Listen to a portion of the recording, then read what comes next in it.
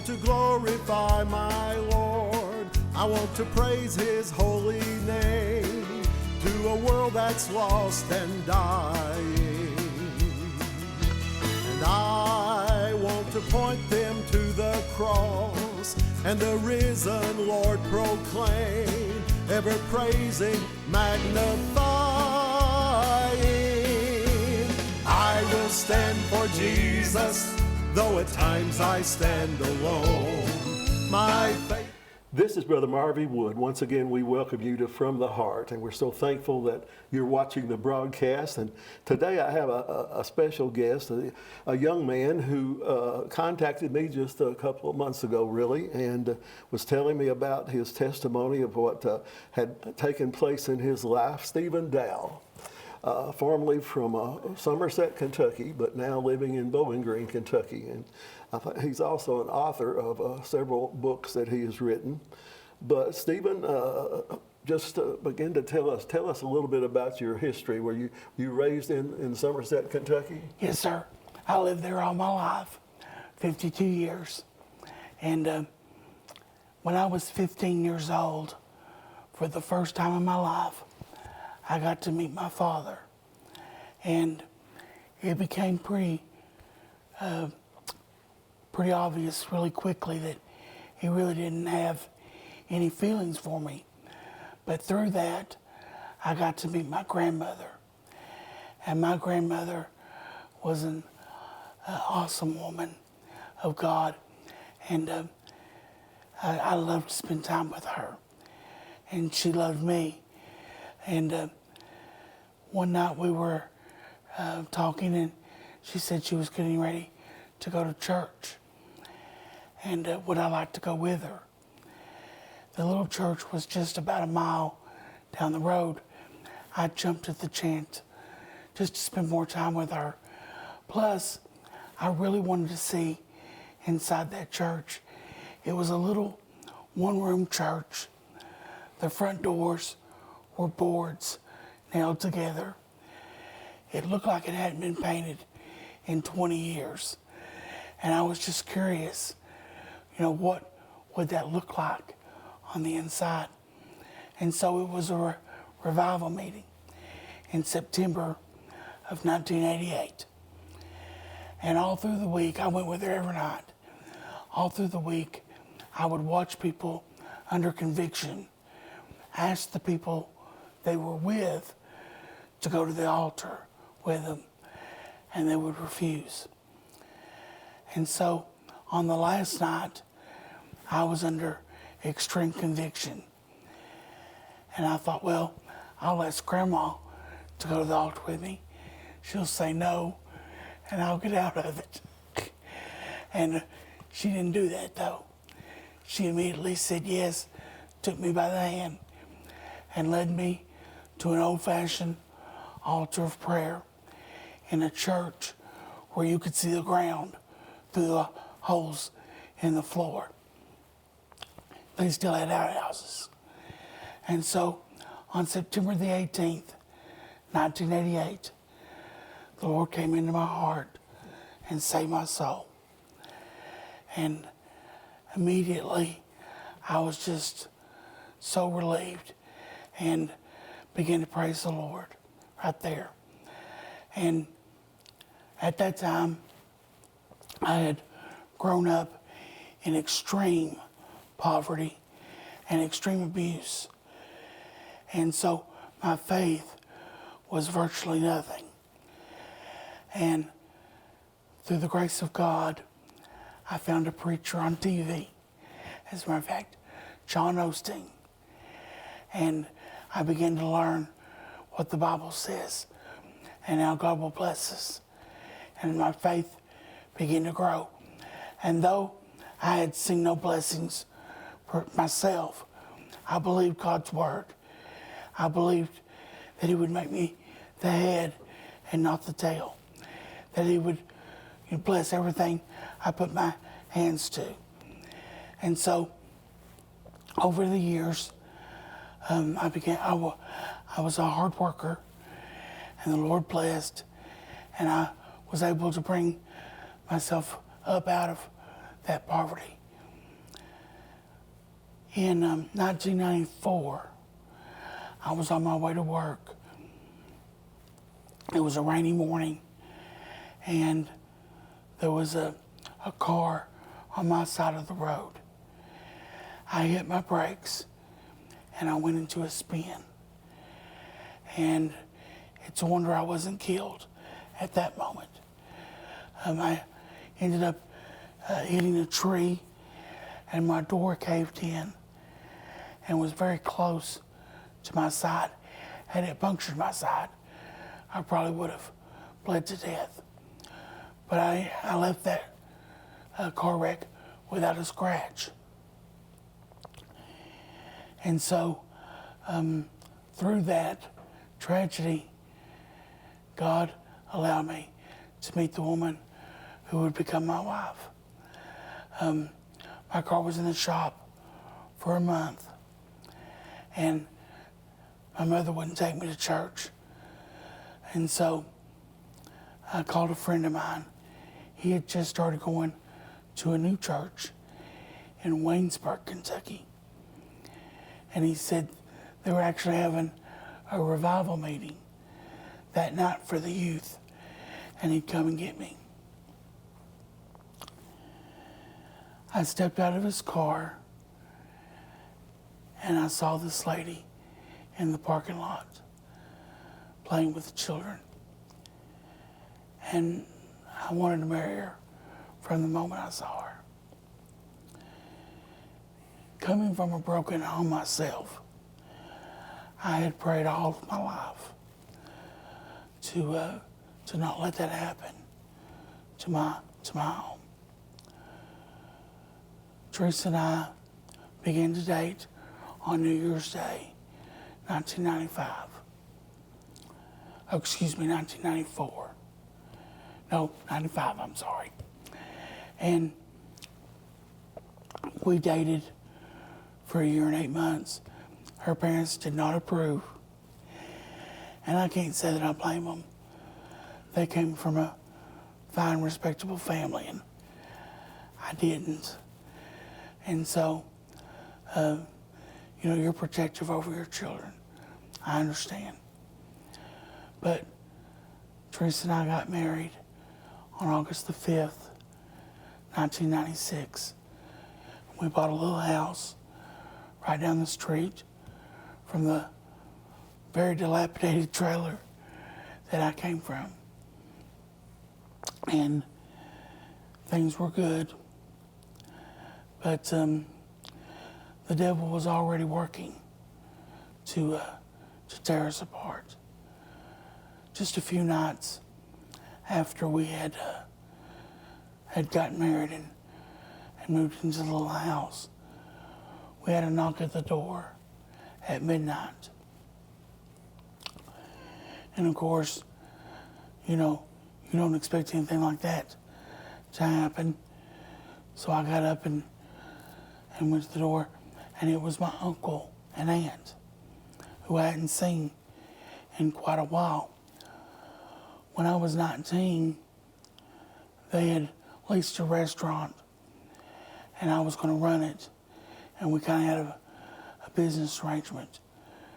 But after about 6 weeks of that, I couldn't handle what they were asking me to do, which was be there from 5 a.m. to 10 p.m. every day. So I'd left. Well, over the years, they had bought the restaurant, and he had been working on the furnace, and it had blown up on him. His face was scorched. And so he decided he didn't want that anymore. So he knocked on my door at 12, and I didn't want the restaurant. They offered us to take over the restaurant, offered us a great deal. But I didn't want it because I knew what it would require. And just being newly married, I did not think it was in our best interest for me to be working all those hours and spending time apart. We needed to bond as husband and wife. But my wife saw dollar signs, and she wanted the restaurant. And I never could tell her no on anything. I wanted to do everything I could to make her happy.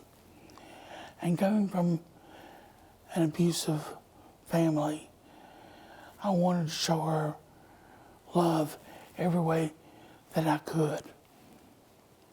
And so we borrowed the $6,000 that he wanted for the equipment, and we took over the restaurant. And the Lord blessed. It grew in sales, and we ended up building a new little house not far from there so I could be closer, and life was good. But there again, Satan was working behind the scenes. And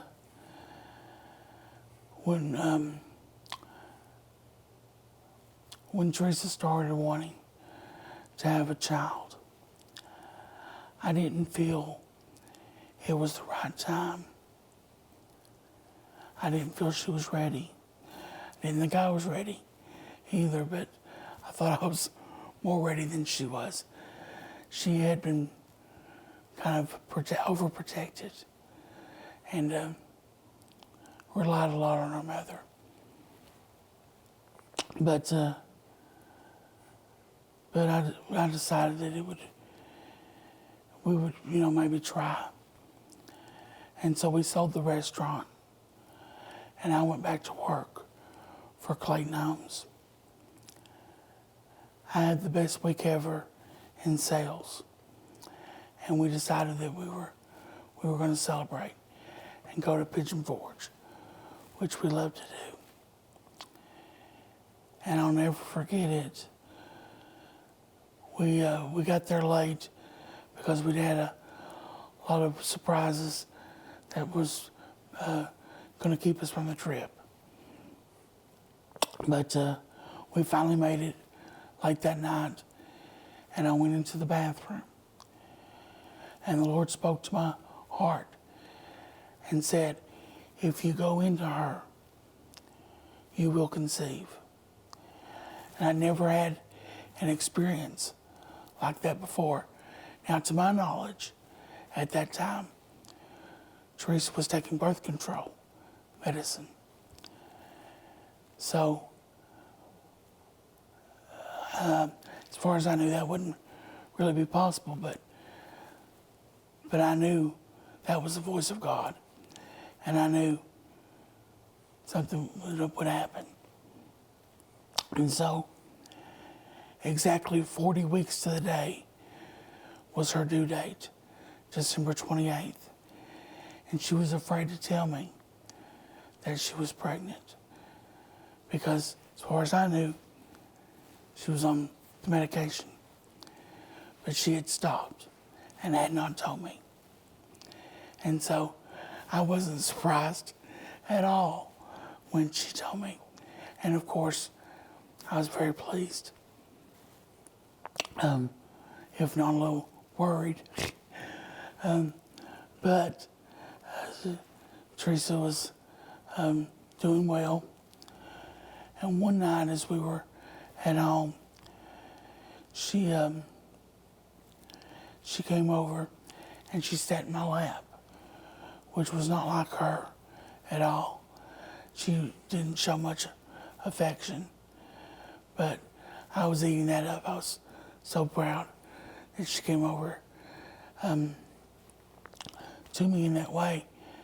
But in just a few seconds, she jumped up and screamed, "Oh," and ran to the bathroom.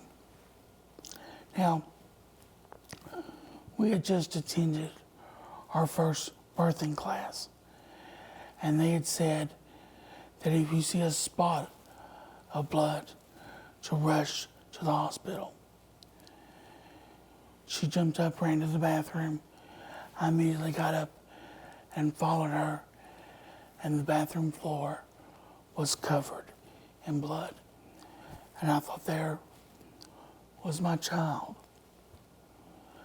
Somehow, through the grace of God, I remained calm and got her to the emergency room. As soon as we got there, they rushed her off to her room and rushed me off to do paperwork. So here I was. I had no idea what was happening, if Teresa was going to be okay, if the baby was okay. All I knew is there was a huge puddle of blood in the bathroom floor. Finally, I was able to get all of the paperwork done, and I rushed up to the room, and the nurse had an ultrasound machine. Now, I'd been going to all the doctor's appointments, so I could tell immediately the baby was still alive. That was the heartbeat that I was hearing, so I relaxed a little bit. We learned that Teresa had what's called a placenta previa, and they took us to Central Baptist in Lexington, and they were just wonderful. We were there for several weeks. They did everything they could to make us both comfortable. I had to sleep in the floor, but they brought blankets, and every so often they would sneak me to a room with a shower. But during our stay, they tried to prepare us for what was coming. And so they took us on a tour of the NICU unit. That's an ICU unit for babies. And I'll never forget what I saw. These little babies, some of them had transparent skin. You could see their little veins through their skin. And it was just heartbreaking. But we prayed, we had faith, and Teresa was able to be released finally after several weeks. And her due date had been December 28th. So we had decided on the name Natalie because that means born around Christmas time. But the doctors said we're going to take her early, and they decided on December 7th, D-Day. And so I always thought, well, that's kind of funny, but so Natalie was born, and everything was going pretty good.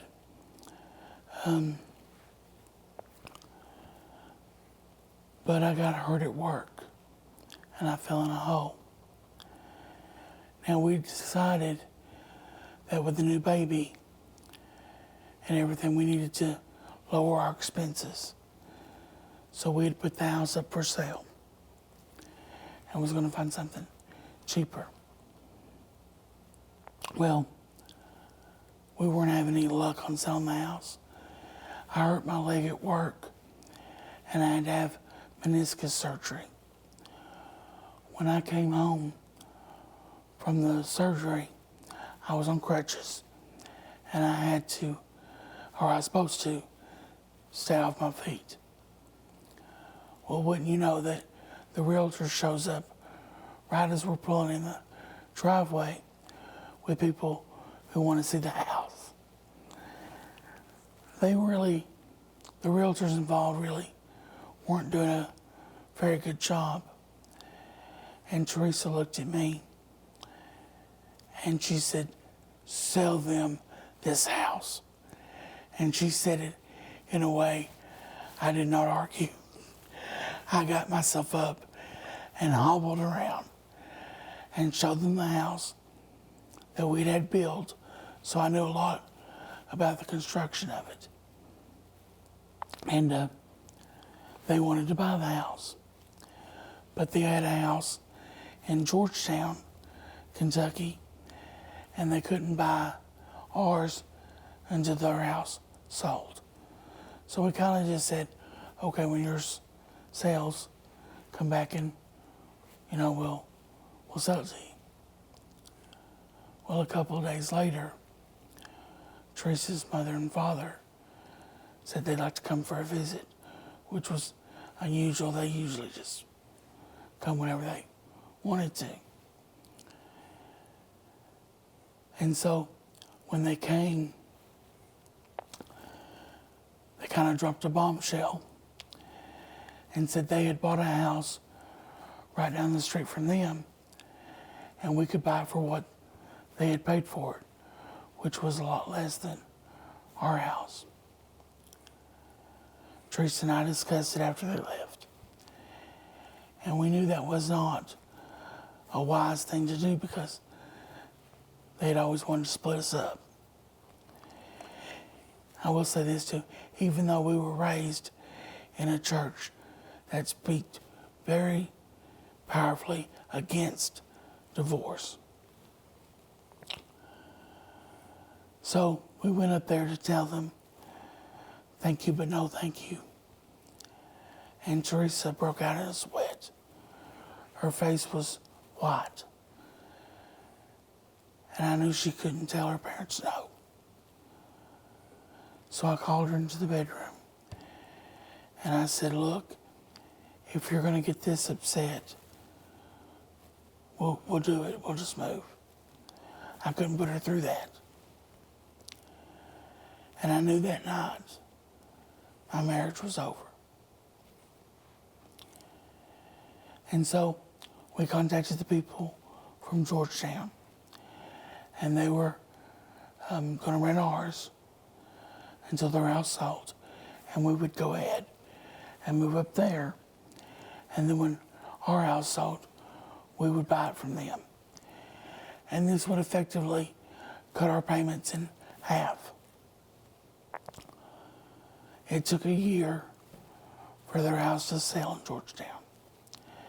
And so when the house sold, I went to the bank to get the paperwork to buy theirs. And I came back and had the contract for them to sign, and they refused. And they said, you can pay us $600 a month for 10 to 15 years. They didn't specify which one. And then we'll give you the deed. Well, $600 a month is what we'd been paying on our new house. This was in the early 2000s. Things were cheaper back then. Our payment on this house was going to be $286. And I said, no, I can't do that. First of all, I would have no guarantee that they would give me the deed because they'd already changed the terms once.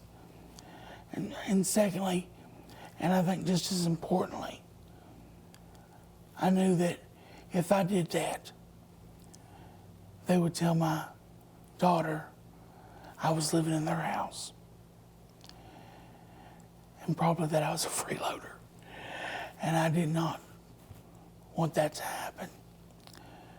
And so I told Teresa, I said, I'm not staying. Are you coming? And to my heartbreak, she said no. And so I realized that my home was over. I left on February the 5th, 2002, which just happened to be my 29th birthday. And I had to start all over. I let Teresa have everything. And I took half of what we had in the bank and left. I had to start from scratch. All new washcloths and towels and silverware, plates, bowls, everything. But still, I had faith that somehow, some way, God would work this for my good. We fought in court for Natalie for almost 3 years. And in the end, I say I lost. I got joint custody, but I wanted to take care of Natalie. At that time, Teresa had gotten sick with multiple sclerosis, and she was needing more and more care. and not able to take care of a small child. And it broke my heart to see that, but there was nothing at that point that I could do. And so I'd went to work at that time taking care of people who were mentally challenged. And so I did that so I could be home with Natalie more. And it was about a third of my pay. So I had become much more unattractive to my wife when my income was dropped. But I chose family over money, which I was surprised, honestly, because coming from poverty, it had always been really important to me to succeed and have financial blessings. So I was proud of myself for choosing family over money. Now, this went on for a few years, and Natalie, of course, grew older and didn't need me as much. When I first moved out, I moved to a government apartment. And then I rented a trailer after that for a few months, stayed there for a couple years. And then my Aunt Mary co-signed for me to buy a mobile home and put it on her property. And at that point, I felt a calling to become a teacher. And I went back to school. Now,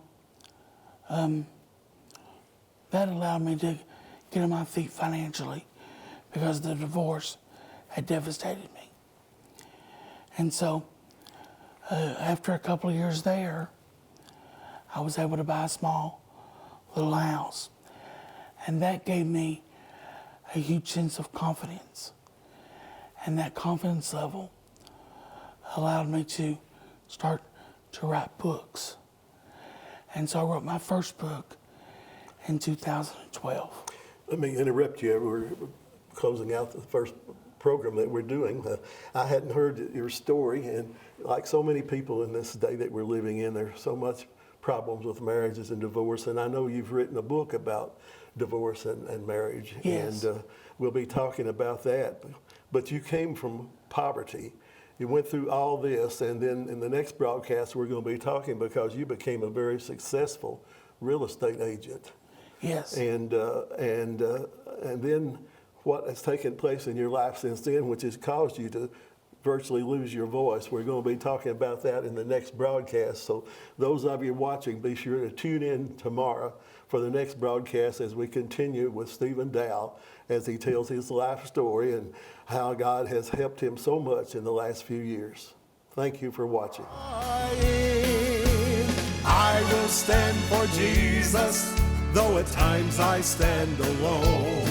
My faith will be my shield, His word my sword. And when Satan comes against me, I pray that I'll stand strong.